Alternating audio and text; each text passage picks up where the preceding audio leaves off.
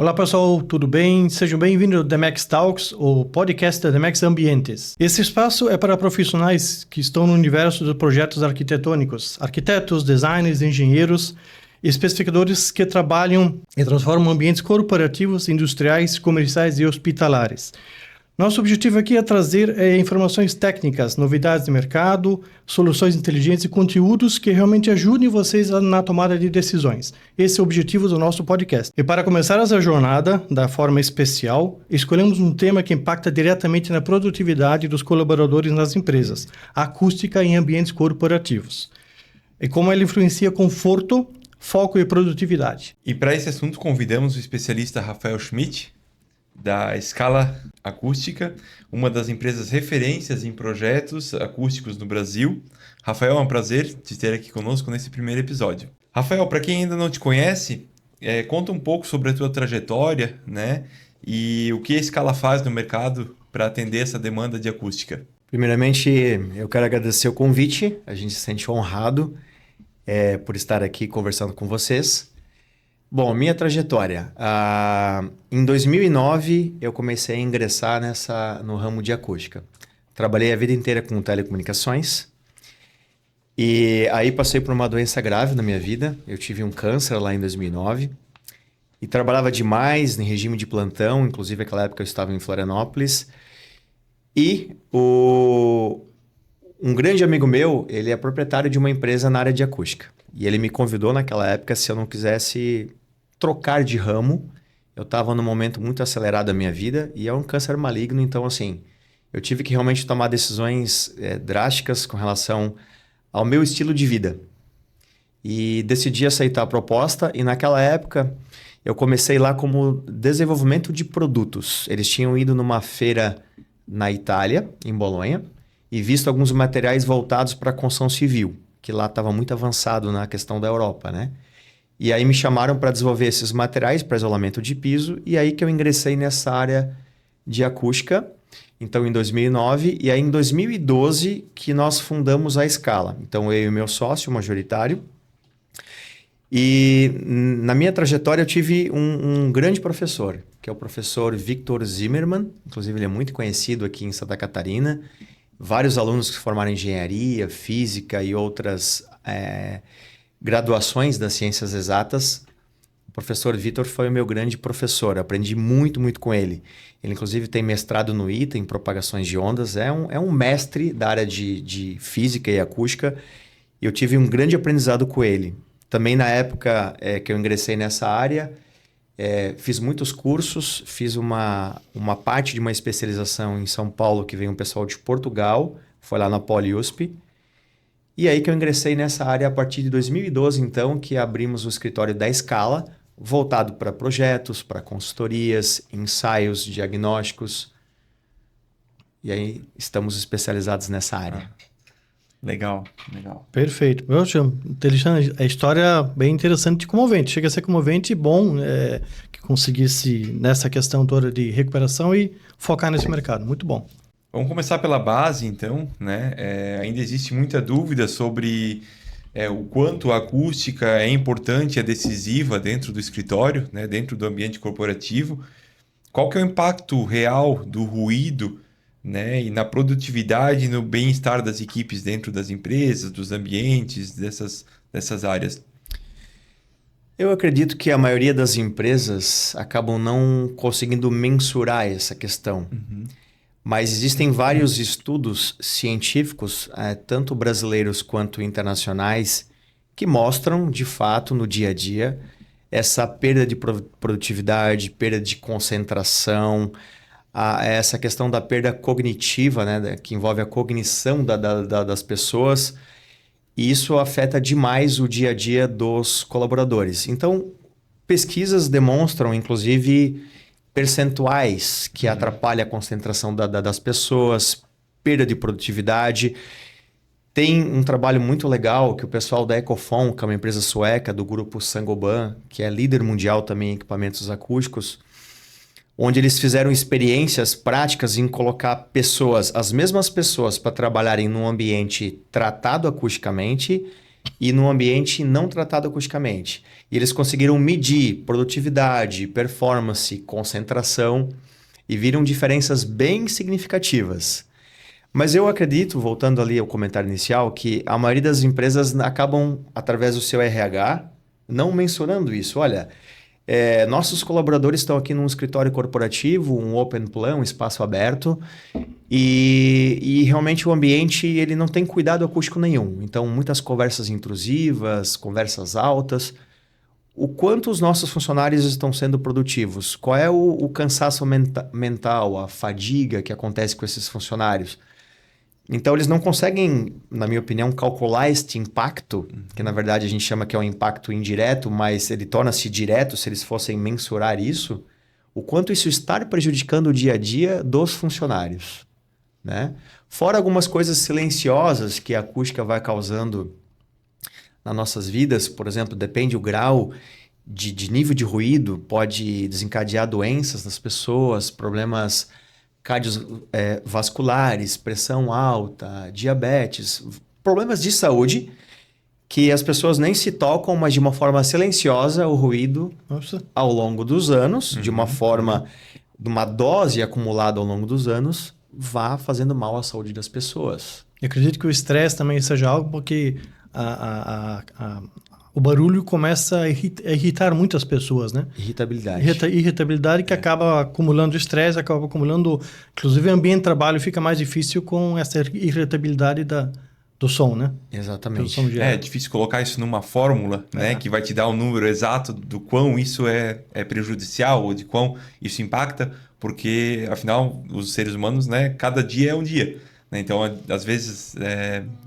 um dia que a pessoa já vem mais estressada ou que tem mais problemas no trabalho, o barulho dentro da empresa vai acabar interferindo mais no dia daquela pessoa ou menos, né? Então, acho que é nesse sentido que também dá para perceber, né? O quanto a acústica impacta, né?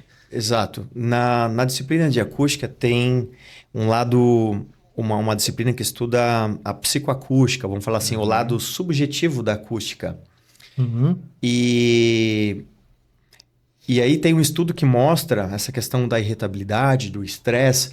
Então, assim, às vezes não é só o próprio nível de pressão sonora que vai afetar a pessoa. Por exemplo, se você estiver exposto a um ruído de 60 decibel, sei lá, ele vai impactar o Rafael ou vai impactar o Carmo? Como é que cada um vai lidar com essa situação? Então, depende do dia. Se você teve um dia, por exemplo, mais estressante...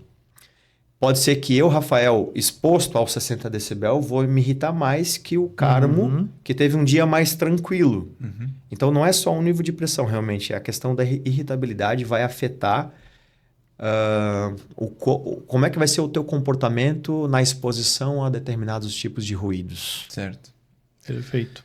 E no dia a dia, quais são os problemas que mais aparecem nos ambientes corporativos em termos de acústica, podendo falar assim na parte de arquitetônica, é reverberação, é absorção, nesse sentido, o que mais vocês percebem nos ambientes corporativos, nos projetos que vocês atuam? O que a gente mais observa tem a ver com as superfícies do ambiente. Um ambiente que, por exemplo, não tem uma boa absorção sonora, ele acaba tendo muitas reflexões e essa reflexão aumenta o tempo de reverberação.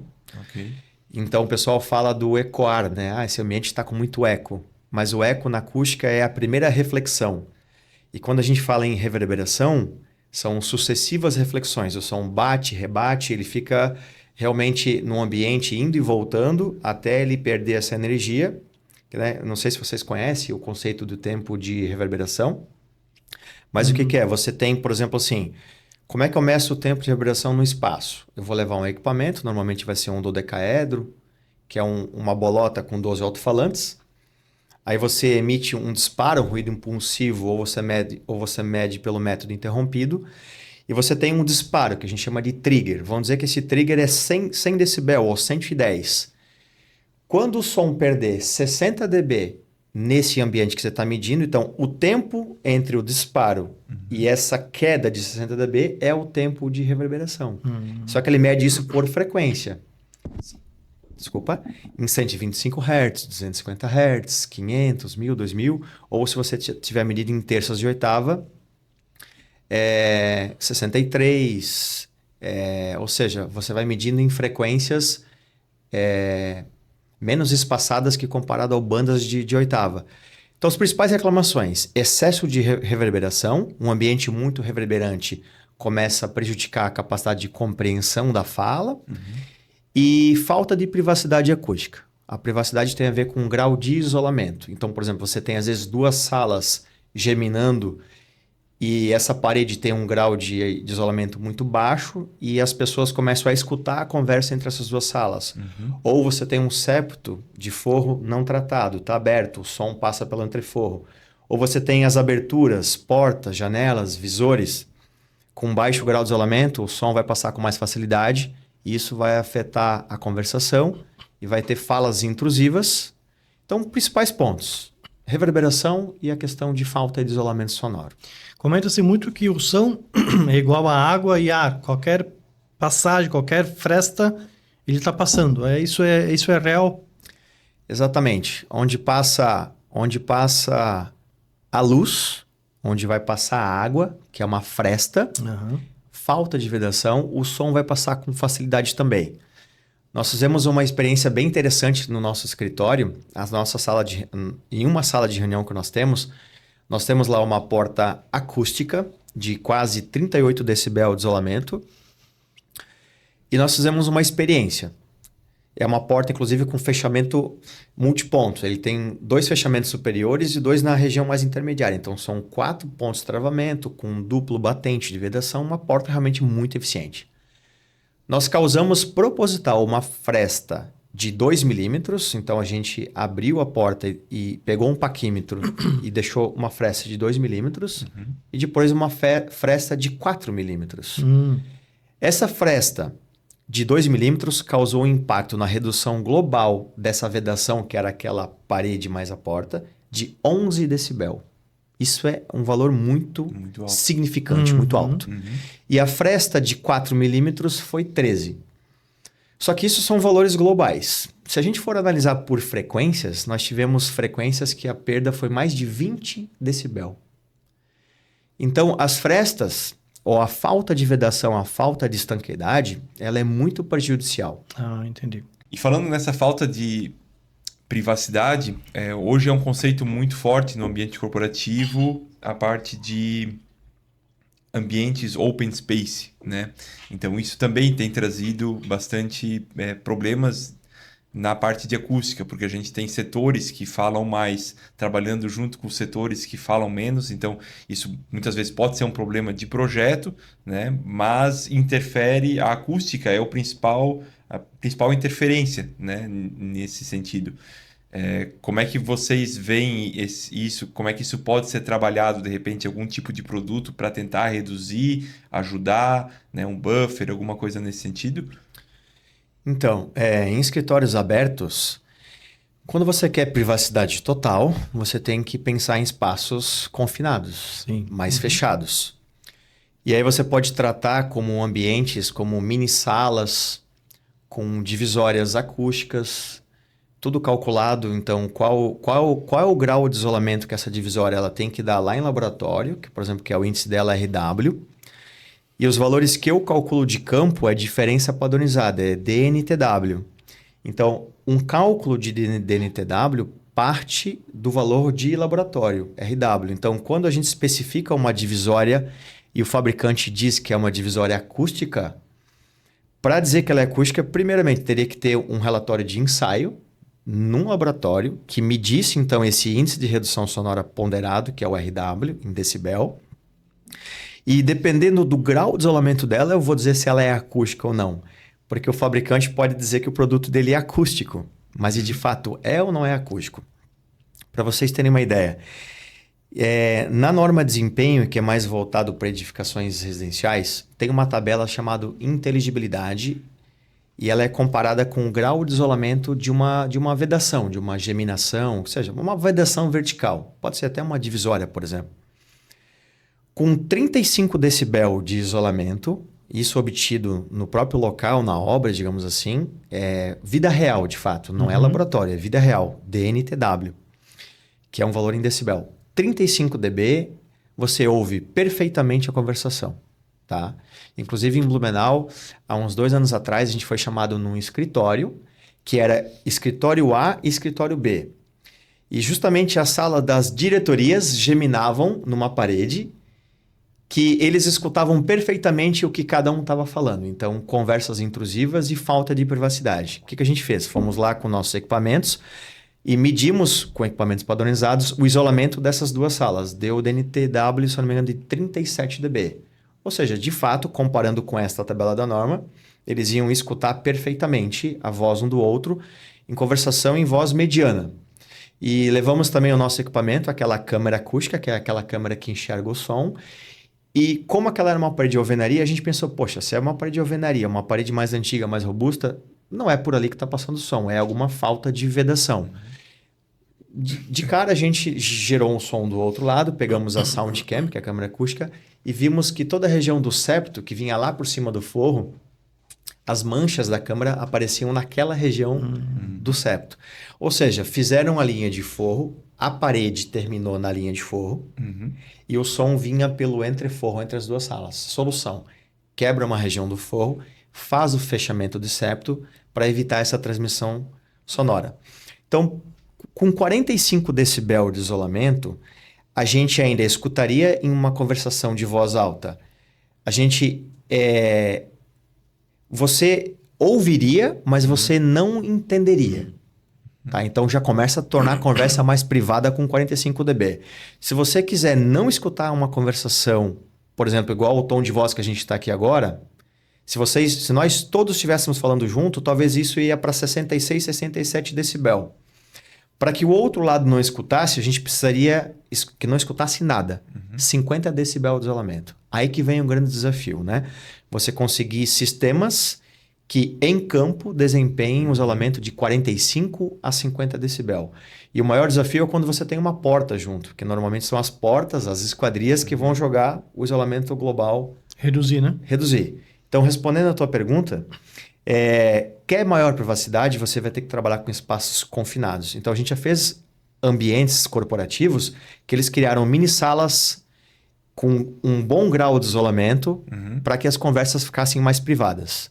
Mas em open plans, existem daí outras técnicas que você tem de usar os mobiliários, a altura desses mobiliários para que a tua conversa, o teu som direto não chegue no teu vizinho próximo, forros absorvedores para essa tua conversa aqui não sofrer reflexão e atingir distâncias maiores.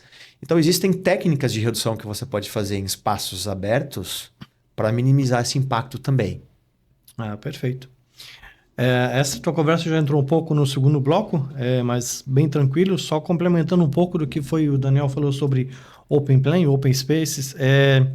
Uma empresa que nós trabalhamos hoje, representamos, trouxe uma informação lá da última feira nos Estados Unidos e que os Open Space, todo mundo numa plataforma trabalhando, está mudando muito, porque há determinadas funções que precisam da concentração, que não tem como estar junto com as outras pessoas. E aí a acústica começa a ficar cada vez mais importante para que a pessoa tenha seu canto, mesmo que esteja no open space, mas tenha separado do grupo para que ela consiga se concentrar e que a conversa do grupo não atrapalhe. A gente tem essa tendência, é uma tendência já que vai vir lá dos Estados Unidos para cá agora, nos próximos anos, né? Dentro dessa questão agora a gente entendeu já o impacto que a acústica gera na produtividade, no ambiente corporativo, você já comentou de algumas soluções que existem, né? Bafos, nuvens, cabines acústicas, divisores acústicos, o próprio piso pode ajudar muito nessa questão, acredito eu que sim, né? Dentro dessa questão de piso, você teria alguma informação adicional nessa questão? Com relação à absorção sonora? Isto, exatamente. Existem vários modelos de carpetes e... de acordo com o tipo do pelo, a densidade do pelo e a altura dele, ele pode dar mais ou menos absorção no espaço. Então, de uma certa forma, o carpete vai dar uma contribuição, mas também não é aquela contribuição que só colocando o carpete vai resolver. Certo. Mas, claro, como um elemento adicional, ele vai contribuir. Novamente dizendo, é muito importante que os fabricantes testem os seus materiais. Então, a gente observa que lá fora, muitos produtos importados, existe essa cultura de testar os seus produtos. Então, quando a gente vai fazer um projeto acústico, eu vou simular um ambiente num software de acústica, eu preciso ter a absorção sonora dos materiais, inclusive a absorção por frequência. Então, o carpete também é um elemento que vai entrar neste cálculo e eu preciso conhecer quanto que ele absorve em 63 Hz, 125, 250, 1000, 2000, 4000, 8000 Hz. E ele vai fazer parte desse cálculo. E aí, claro, os outros elementos que vocês já citaram, como os buffles, que são esses elementos suspensos, normalmente ficam na vertical. As nuvens acústicas, que são muito similares aos buffles, mas eles ficam mais num plano horizontal. Você pode trabalhar com esses materiais de forma... criar paginações, uma estética bem interessante, com um escalonamento, diferentes alturas, diferentes cores. Hoje os materiais evoluíram demais. Os fabricantes estão muito ousados, fazendo realmente materiais que eles vão ser funcionais na área de acústica, com uma boa performance e esteticamente muito bonitos, muito agradáveis. Tem uns materiais assim que os arquitetos até se impressionam, né? Nós da área de acústica. Atendendo tanto os profissionais da acústica quanto os profissionais da arquitetura. Exatamente. Né? Lá, por exemplo, em 2010, 2009, quando eu entrei nessa área, o pessoal mais falava da espuma acústica, esses materiais de revestimento com cores diferentes, design diferentes. Não existiam muitas opções. Isso. Hoje a gente tem uma gama de materiais assim fantástica, que nos dá muita liberdade de trabalhar nos nossos projetos. Mesmo quando a gente tem, por exemplo, depende do projeto que a gente pega, tem um arquiteto realmente que está trabalhando, mas tem trabalhos que a gente faz que os nossos arquitetos e arquitetas internos da Scala cuidam do layout, da paginação. Mas normalmente, quando o cliente chega a nós, ele já tem um arquiteto, né, de interiores, algo assim. Então a gente faz um trabalho em conjunto. A gente apresenta a gama de materiais, quais são os materiais de acordo com a performance que precisa para aquele ambiente, para atingir o resultado acústico daquele espaço que a gente vai projetar. Perfeito. Aí, como tem muitos produtos novos que você comentou, uma pergunta muito cliente se faz isso. É muito caro investir em acústica? Quanto de benefício isso vai trazer? Como o senhor falou antes, é difícil mensurar isso. Mas o investimento em acústica é muito grande, muito alto? Depende muito do projeto? Depende muito do projeto. Realmente, hoje existem materiais caros, mas também existe uma gama de materiais mais baratos. Tudo depende do objetivo do projeto, do requinte do projeto. Se você for botar só na balança a questão custo, às vezes o caro pode ser relativo.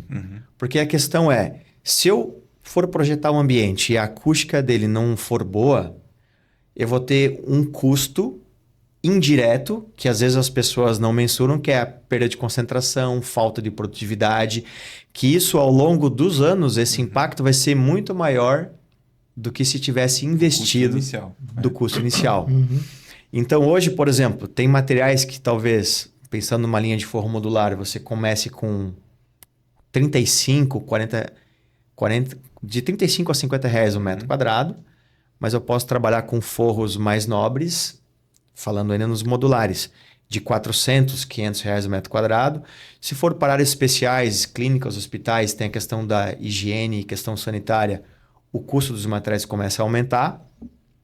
Existem materiais amadeirados, por exemplo, extremamente requintados, que o custo pode ultrapassar 1.000 reais o metro quadrado, mas eu tenho as madeiras mais simples, ranhuradas e perfuradas, que pode ser, sei lá, na faixa dos 200 a 250 reais. Então, eu digo que o custo sempre ele é relativo. Lógico que ele tem um impacto, mas se você mensurar só o custo de instalação e aquisição do material, às vezes ele pode ser alto. Mas se você não medir os impactos que isso vai proporcionar, é a mesma coisa vamos fazer um comparativo, uma analogia, com a questão energética. Você não investe, por exemplo, em vidros de controle de fator solar. Então, entra mais calor para dentro do ambiente e você vai ter mais gasto com ar-condicionado, gasto energético. Se você botar isso na balança, esse investimento ele se paga em quantos anos? Né? Calcular o payback desse projeto. Certo. Vai se pagar em 1 ano, 2 anos? Então, na acústica também tem essa questão. Só que muitas vezes na área de térmica e lumínica você consegue mensurar mais. Uhum. Agora, na questão... É muito mais relativa. É mais né? relativa. Então, é mais difícil de mensurar. E é muito mais caro remediar, né? Muito Depois mais caro. do projeto já pronto, funcionando o escritório ou o ambiente, né? Que tu já percebe o quanto isso está atrapalhando o desenvolvimento do trabalho, para chamar alguém para consertar isso vai ser muito mais caro do que, né, prever isso dentro no projeto. desse conceito que o Daniel comentou, dentro na Demex recebemos muitos projetos onde uma preocupação grande dos arquitetos é a questão acústica, né? E a gente percebe no mercado que há um pouco de falta de informação sobre isso. Aí vem a questão, sempre o prevenir é melhor que remediar. Aí entra a questão, o quanto seria importante os arquitetos, os designers ou o próprio cliente final se preocupar em fazer o projeto acústico antes ou avaliar a questão da sua necessidade acústica antes de fazer o projeto. Então, qual a sua percepção nesse sentido, Rafael? Hoje, assim, a gente observa que está melhorando ao longo dos anos essa conscientização que precisa buscar uma ajuda especializada. Mas ainda chegam muitos casos para nós de um ambiente já recém-construído, recém-entregue uma obra, que o ambiente não está funcional, que a performance acústica não está boa, que está faltando privacidade, que está reverberando demais. E muitas vezes passou pelos arquitetos. E é uma parte bem especial desse bloco, que eu gostaria até de dar um recado para os arquitetos, vou focar na câmera lá, que nós somos parceiros, nós somos amigos. E o arquiteto que não tem uma especialização na área de acústica, ele pode cometer graves erros. Na nossa empresa, nós trabalhamos com arquitetos internos no nosso grupo. E conversando com essas pessoas e outros profissionais, a gente sabe que na graduação o nível de conhecimento da matéria de conforto ambiental ele é mais raso, ele não é aprofundado. Então, se o arquiteto, de fato, não tem uma especialização, sei lá, de 300 ou 400 horas, bem aprofundada na área de acústica, ele vai cometer alguns erros que são fatais e que, de fato, no nosso dia a dia da escala, a gente convive com isso. Vários escritórios nos chamam, depois de realmente da obra estar recém-entregue, e a acústica não está legal. Então, essa sinergia entre um especialista da área de acústica e os arquitetos é de extrema importância para o projeto ter o seu sucesso final. Até porque o nome, né, quando o arquiteto entrega ou quando um profissional entrega o projeto para o cliente, quando entregar com uma acústica, né, tendo vocês em paralelo, em conjunto, desenvolvendo um projeto de acústica, o projeto vai ser muito melhor entregue, o cliente vai ficar muito mais satisfeito, né, com a entrega e isso vai respingar para todos, né, tanto para o arquiteto quanto para vocês. Que foi realmente um projeto muito bem pensado, muito bem elaborado. Sim. Em todos os sentidos. Não só na beleza arquitetônica, no design, nos detalhes, mas também na questão técnica da acústica, né? Porque muito arquiteto, a gente percebe, muito profissional, que pensa que a acústica é um produto, é uma coisa... eu vou colocar uma divisória acústica que vai resolver o problema da sala. Né? Mas não, a acústica é um sistema, né? Que nem a gente já falou, são vários itens que tem que ser analisado e isso é realmente um profissional que tem que identificar e tem que mostrar, né? Exato. Hoje a acústica é uma disciplina que ela é tratada muito ainda como um complementar, não deveria ser uma disciplina essencial. E o arquiteto, ele pode sim buscar a ajuda de um especialista. A gente já tem grandes escritórios de arquitetura que entenderam essa questão. Ótimo. E hoje trabalham com a escala como parceria. E tem até alguns casos que a gente presta de fato a consultoria, a assinatura do projeto continua sendo deles e não a nossa. E a gente faz todos os cálculos, todas as simulações computacionais e eles atualizam o modelo 3D ou as pranchas de projeto da arquitetura e o trabalho final é entregue, inclusive, por eles. Tem arquitetos que às vezes preferem indicar a escala e trabalhar com um projeto separado. Então, tem arquitetos que incorporam o nosso trabalho no trabalho deles. Então, já está acontecendo essa questão, essa preocupação, a gente vê que está aumentando. Mas, de fato, hoje é meio alarmante aí no número de obras que a gente vê sendo entregues que não passaram por um estudo específico e, de fato, depois que as pessoas estão ali no dia a dia usando o ambiente, percebem essa acústica que não está legal, né? E sempre o remediar é mais caro que o prevenir. Muito mais caro e, às vezes, até irreparável. Por exemplo, eu já peguei escritórios que a privacidade entre salas estava baixíssima e o arquiteto, na época, decidiu usar divisórias não encaixilhadas, sem os perfis, os montantes que seja, né? E junta seca entre vidros, uma divisória que a gente mediu a performance no local, atingiu 22 decibel, é péssimo, 22 decibel não tem privacidade nenhuma. E o que fazer? Vai ter que tirar aquela divisória e instalar uma nova. Sim. Né? Às vezes um fechamento de septo que não aconteceu, se for um forro de gesso, vai ter que destruir aquela parte do gesso, fazer o fechamento de septo, remendar, emassar, pintar. Olha só o retrabalho. Então, sim. Eu imagino que no mínimo 3 a 5 vezes vai ser o custo a mais de você tentar remediar depois do que você pensar e planejar na fase de projeto. Olha que número expressivo, 3 a 5 vezes. É muito expressiva essa diferença. Tem já uns estudos estatísticos, né, de que realmente esse custo adicional depois, ele torna-se muito, ele é exponencial. Ele já não é mais linear, ele é exponencial. Perfeito. Uma dúvida frequente dos arquitetos é como integrar as soluções acústicas, né, no design do projeto. Né? O que é possível conciliar essa estética ao desempenho acústico? É totalmente possível. Hoje, com a evolução dos materiais, a acústica ela tá assim, evoluiu muito tecnologicamente e o design ele evoluiu demais também. Hoje, se o arquiteto chegar e dizer assim, olha, eu quero... Digamos que ele apresente para nós um projeto já concebido por ele. Eu gostaria que vocês colocassem materiais aqui com propriedades acústicas que não interferissem no meu design atual. Existe. Hoje, os fabricantes, inclusive, conseguem se adaptar. Se o arquiteto chegar com um design inovador, eles conseguem fazer aquele design inovador. Então, tem muita liberdade de tipos de materiais hoje.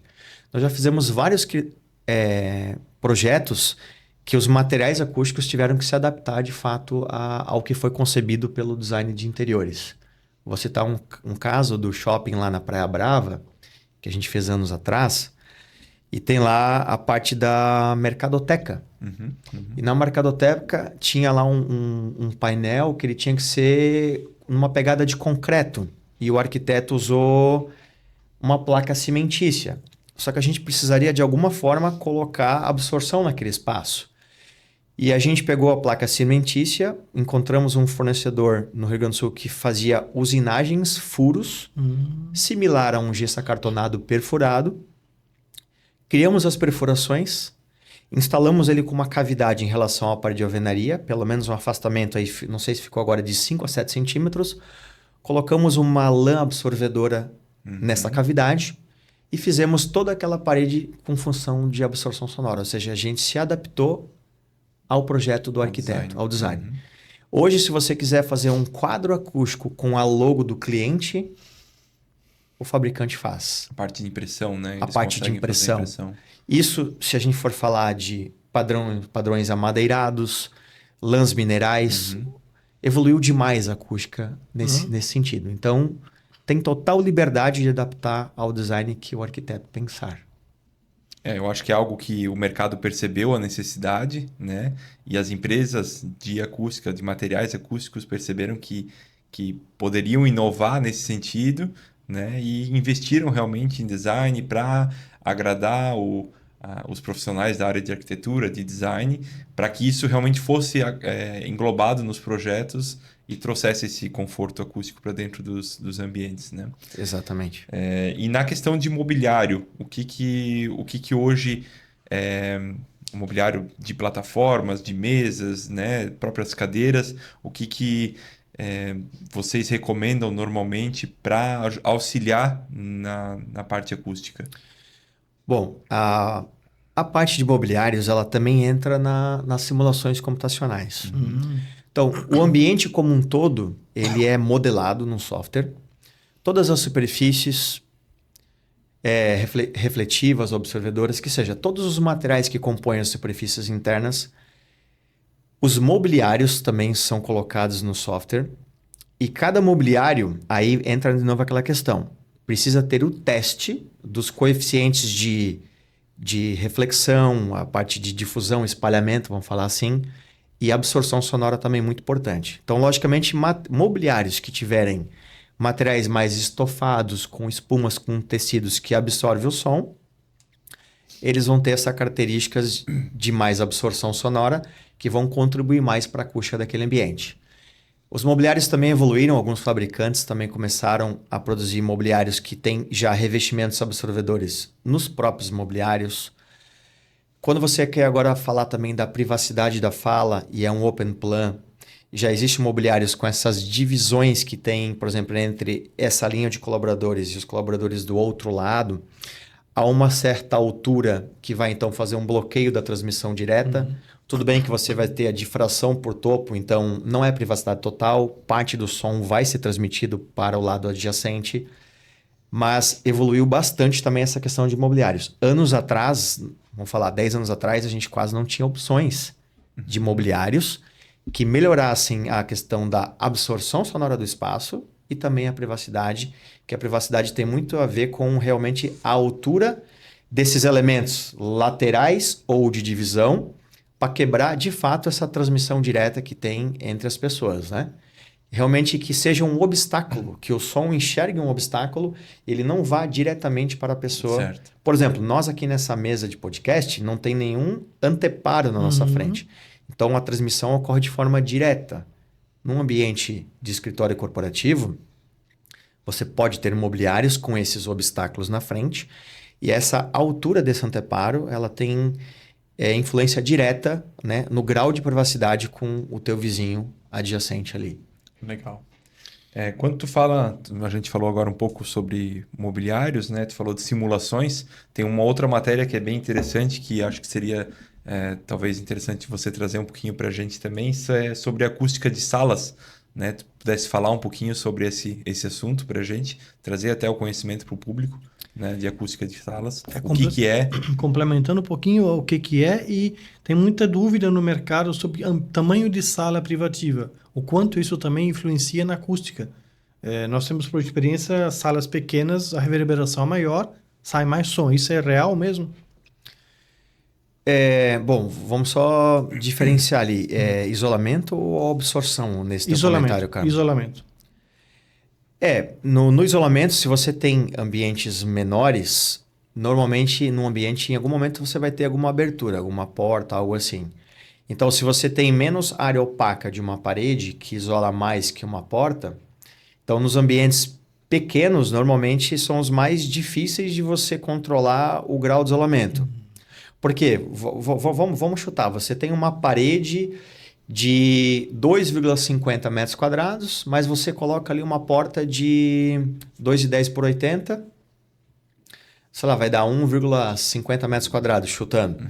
Então, se essa área relativa da porta for muito significativa e proporcional em relação à parede, essa porta vai precisar ter um grau de isolamento maior para compensar essa área proporcional que ela atinge nesse ambiente.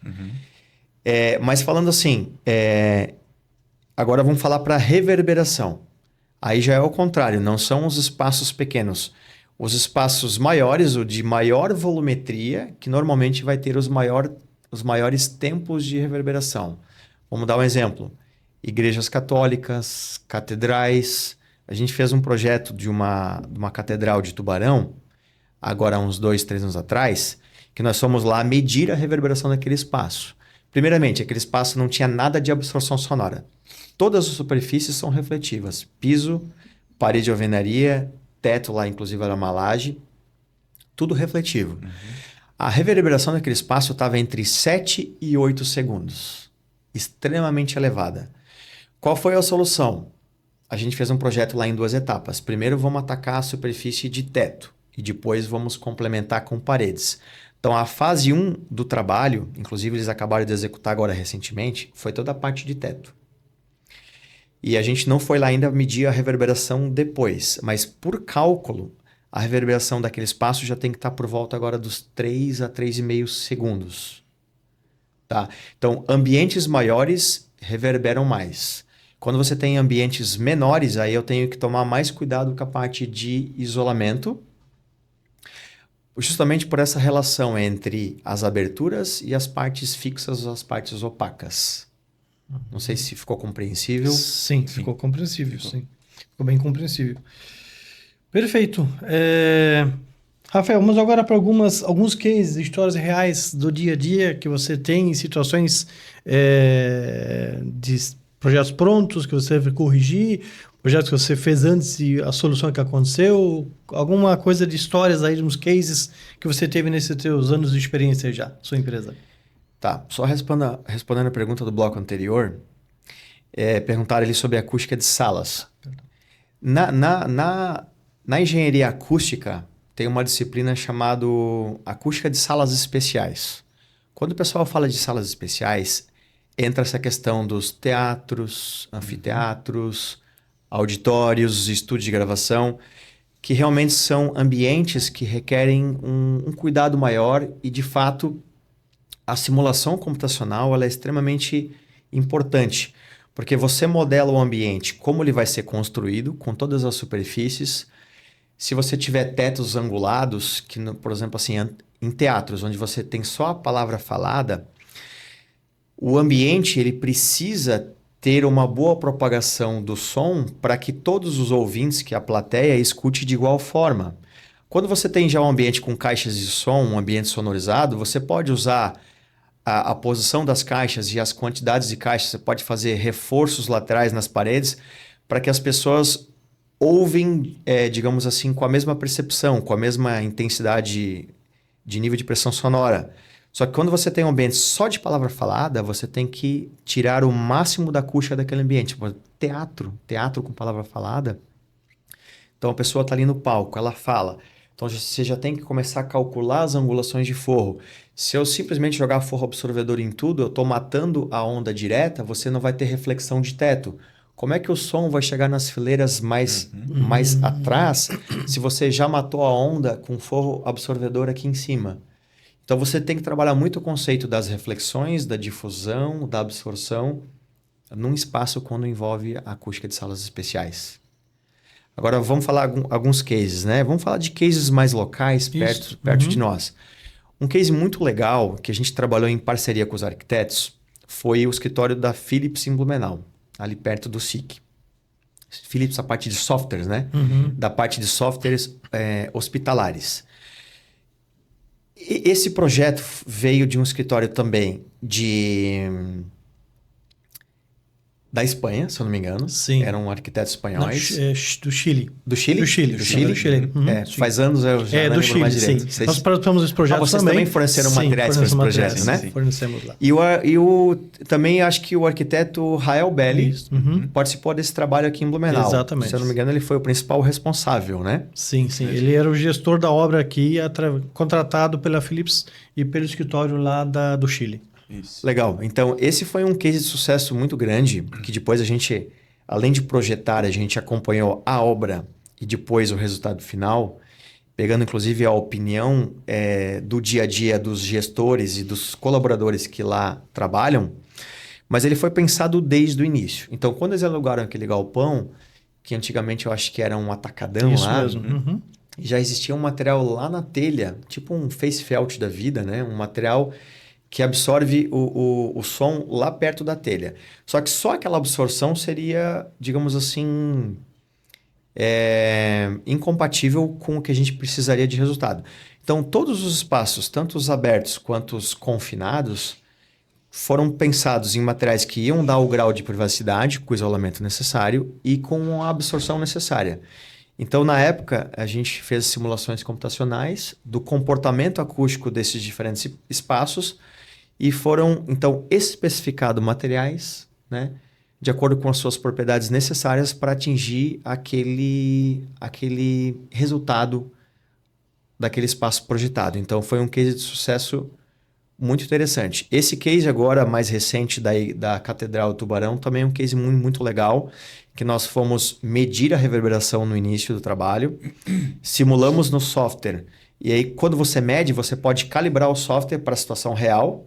Então, por exemplo, lá no software eu tenho que encontrar os mesmos 7 ou 8 segundos da minha medição lá. Uma vez que o teu modelo está calibrado, aí você então parte para a simulação acústica dos materiais para você obter essa resposta. Então, a Catedral agora executou o forro, a gente vai lá medir novamente. Eles gravaram um áudio e já enviaram para a gente. E só nessa gravação a gente já percebe que o espaço melhorou significativamente. E ainda nem tem as absorções laterais. Só foi trabalhado inicialmente em 100% do forro, né? Esse, na tua visão, foi um dos cases mais desafiadores da Catedral ou teve algo foi também mais complexo que esse? Foi porque é um espaço tombado e a gente não podia mudar a arquitetura do espaço. Então, até a definição do tipo de forro teve que ser um forro que não afetasse a arquitetura atual. Então, foi um trabalho bem desafiador por ser um patrimônio tombado. Sim. Sempre dificulta um pouco mais, né? Dificulta um pouco mais. Mas como eu falei para vocês há minutos atrás, hoje tem tanta variedade de materiais e os fabricantes hoje têm tanta liberdade de fazer um material conforme ele é original, que a gente hoje já não é mais uma grande preocupação hoje da área de acústica. Então, mesmo que é um patrimônio tombado, eu consigo reproduzir aquele elemento porque os fabricantes têm essa tecnologia hoje. Que legal. O próprio case da Philips é um case muito interessante, né? Porque a gente conhece um pouquinho do projeto, esteve lá dentro durante a obra, mas um pé direito muito alto, é um open space com mais de 1.000 funcionários trabalhando lá, né? Mais de 1.000 colaboradores. Então, realmente é um projeto que foi muito bem pensado. Eu lembro que tem alguns tecidos lá que tem impressões que são acústicos também, né? Sim, são umas telas tensionadas. Na época até a gente usou a Calypso Sound, que é um material importado. E por trás daquelas telas também tem um material absorvedor, por exemplo, uma lã mineral ou uma lã de poliéster. Porque hoje os principais materiais que absorvem o som na cavidade é lã de rocha, lã de vidro e lã de poliéster. São os principais absorvedores de cavidade. Então, por trás daquela tela tem um material que absorve, mas aquela própria tela, por ser um elemento leve e que ele vibra, ele acaba absorvendo também. Mas a eficiência dele aumenta muito quando você coloca um material por trás. E quem escolheu as imagens foi a própria Philips. Eu quero plotar esta imagem aqui. Legal. Então mandamos para o fabricante, ele produziu a tela, foi para uma empresa especializada que fez a impressão e depois foi uma equipe especializada de instalação. Maravilha. Legal, parabéns pelo projeto. Legal. Rafael, começando aí para o final do nosso primeiro podcast, vou te fazer umas perguntinhas rápidas aqui, com algo bem curto, respostas curtas. Um mito sobre acústica. Vamos falar assim, se é para ambientes que precisa de absorção, caixa de ovo. Velho mito. Como diz o meu grande professor e mestre, o professor Victor, entre ter e não ter, melhor que tenha. Sim. Mas não é um material estudado, não é um material apropriado, né? Todo material acústico, ele passa por um desenvolvimento, né, de especialistas. Então, a porosidade, o tamanho das células, a espessura do material absorvedor, tudo isso vai influenciar no grau de absorção. Então, um grande mito, se for falar da absorção sonora, são as caixas de ovo. Um erro comum que você vê nas empresas? Bom, a questão de negligenciar a contratação, às vezes, de um projeto específico, em você utilizar os materiais inadequados, que não vão dar o grau de privacidade e de isolamento necessário, e absorção e difusão dentro de um espaço para que ele obtenha a melhor performance possível. Grandes erros que a gente encontra em projetos é você construir as paredes só até a altura de forro e deixar o septo aberto, ou às vezes fazer o tratamento de septo de uma forma errada também. Quando você tem pisos elevados, você tem o septo inferior, que também pode ter a transmissão sonora pelo entrepiso daí, não é mais o entreforro. Sim. Então a gente vê muitos erros em projetos nessa questão. Esse é o erro comum que a gente já percebeu no mercado e, inclusive, em muitas situações nós lembramos o arquiteto ou o pessoal envolvido e o piso elevado, como é que tratou. Precisa tratar? Sim, tem que tratar também. Exato. Em muitos trabalhos, o pessoal coloca, às vezes, uma divisória acústica de uma boa performance, mas ela vai só até linha de forro. E esse forro, se ele não tiver... Por exemplo, existem forros hoje que ele já tem um índice CAC, que é o índice CAC, ou DNFW, depende do país, trabalha com siglas diferentes, que é o grau de isolamento pelo entreforro. Então, eu posso trabalhar com forro absorvedor e com isolamento ao mesmo tempo. É um forro especial, é um forro mais espesso, vai sair mais caro, mas ele já faz esse isolamento entre forro. Só que se o profissional não tivesse conhecimento, ele não vai usar o material adequado e você vai ter essa falta de privacidade depois nos espaços que foram projetados. Perfeito, perfeito. Nas perguntas, tem até mais uma aqui que é uma solução simples que muda bastante, mas pelo que você apresentou, não existe uma solução simples ou algo único que resolva, né? Isso é uma série de produtos e soluções que têm que ser pensadas e aplicadas para que haja um resultado bom. Então, não há uma solução simples. Não. São soluções combinadas. Combinadas. E aquela máxima também, não adianta você ter um bom produto e não ter uma boa instalação ou ter os cuidados. Na nossa área de acústica, os cuidados fazem a total diferença. Se você instalar um bom material, só que de forma errada, ou mantendo fressas, mantendo falta de estanqueidade, você vai ter problemas. Nós atendemos um escritório corporativo de altíssimo nível no Rio de Janeiro, numa sede lá, onde eles fizeram, por exemplo, 2 salas geminando com parede drywall, mas eles fizeram um enchimento na parede dos fundos. E em vez dessa parede de geminação ir até a alvenaria, eles pararam ali. Aí tava a nossa câmara acústica pegou som vazando nessa junção T, por esta contra a parede lá nos fundos. Então, não tinha nenhum fechamento neste encontro. Então, são esses pequenos detalhes que na nossa área fazem total diferença. Sim, sim. Às vezes o pessoal está usando o produto certo, mas não tomou o cuidado certo por falta de conhecimento na área. Sim. Por isso, né, buscar uma ajuda especializada, que nós vivemos isso no nosso dia a dia. Perfeito. Legal. Rafael, obrigado por dividir tanto conhecimento com a gente, né? Foi muito bom ter esse papo aí contigo. E para quem nos acompanhou até aqui, a gente agradece aí a audiência. E esse foi o primeiro episódio da Demax Ambientes. Nossa missão é trazer esse conhecimento técnico, né, e prático na área de arquitetura e ambientes corporativos. Né? Se você gostou, siga a Demax Ambientes aí nas redes sociais, compartilhe esse podcast aí adiante com outras pessoas e fique de olho nos próximos episódios. Valeu e até o próximo episódio. Até o próximo. Obrigado. Obrigado, Rafael. Obrigado e parabéns pela iniciativa, né, da Demax. Conhecimento transforma, então que vocês façam muito podcast de sucesso aí, transmitindo conhecimento para o pessoal. Legal. Muito obrigado. Obrigado mesmo. Obrigado, pessoal. Obrigado.